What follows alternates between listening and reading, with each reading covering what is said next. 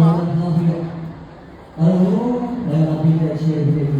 ဒီချာဝေးချာပြီးတော့ပါပြီတဲ့ဒီလိုပြောပါမယ်။ဆွေနာဝိနည်းဝိညာဉ်ဟလာဂရောင်းကြကြီးမာသီတာသီကြောင့်ဆရာတို့တဲ့ဟုတ်ပြီဒါမဟုတ်ဘူးဒါလို့တဲ့ဘယ်နှခုတို့ဆွဲဟုတ်ပြီတော့ကတ်ကျွန်တော်တော့ကတ်တပြားပဲယူစားပဲယူရမကြစားပဲယူမာသီတာသီကြောင့်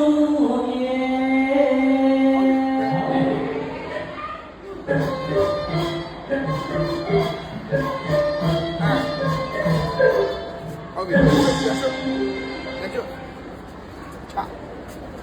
မာတိုင်းရဲ့တော့မကောင်းကြပြီကောင်းရဲ့စိတ်ခေါ်ကောင်းပါလေကောင်းပါလေ